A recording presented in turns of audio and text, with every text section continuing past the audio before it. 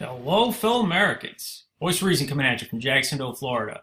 And here's an article that I think a lot of people are going to appreciate, at least a lot of those that understand the danger that George Soros poses to the American way of life. The Democrats certainly had no problem blaming Vladimir Putin as being somebody that was jeopardizing the integrity of our entire democracy. Yet they seem to have no problem with George Soros doing the exact same thing for a lot of the reasons that we're about to learn.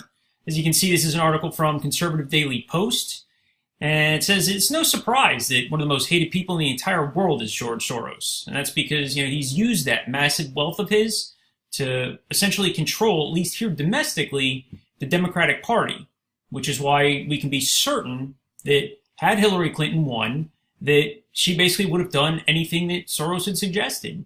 And we can know that because she was doing as much before she was ever elected president, as was revealed in several WikiLeaks leaks, that she was getting her marching orders directly from Mr. Soros. And at this point, it looks like Trump has finally had it, and enough to declare George Soros a threat to national security, to the United States. I mean, how telling is that of the total contrast between the Obama administration and Trump? Obama and Hillary Clinton, welcomed George Soros as a longtime ally, and Trump instantly labels him a threat to national security. Brilliant. Goes on to say that, Trump actually called Russia and asked for any and all files that they had that are related to Soros. It's been rumored that Putin even has a bounty on his head. Dead or alive is just fine with Putin. And Trump has been able, the mechanism that allowed him to do this was none other than a executive order that was signed by Barack Hussein Obama, saying that, blocking the property of any persons contributing to the situation that was then going on in Ukraine. And it's interesting how many of Barack Obama's or the Democrats' dishonest and failed ideas are now coming back to haunt them. We're currently seeing, Harry Reid's nuclear option blow up in their face as it relates to cabinet appointees, and most likely soon to see the same thing happen as it relates to the Supreme Court nomination. So Democrats have nobody to blame but themselves.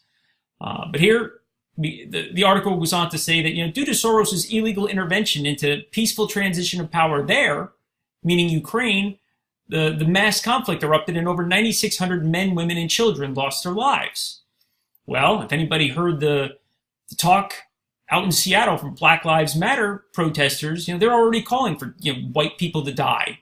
So the same groups that he funded there are beginning to relay the same type of a message here at home. So it goes on to say that Soros began his attempt to take over the Democratic Party back in 2004. Upon losing the 2016 election, we know that he's kicked it up several notches. We know that because of what we've seen from Black Lives Matter. We know that he was paying protesters in some instances as much as $15 an hour to show up and cause problems, cause violence, etc. Goes on to say that there were several protests that turned violent. It hasn't been just one. We know that Trump was behind, or Soros was behind at least 50 of the women's groups that were marching the day after the inauguration. And it turns out that, said a source inside the groups, a self-proclaimed feminist for the New York Times, no less, said that there was much less a women's march as it was a march against Trump. Go figure. Like, we didn't know that already, right? But Hungary, his home country, was one of the first countries to come forward and say that they're going to do anything they can to bring Soros down. We can only hope that Trump will do as much.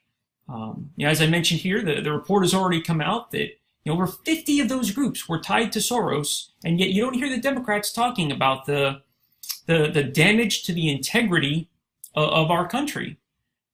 But it's nice to know that he's now been labeled a threat to national security. Now we can only hope that he gets apprehended.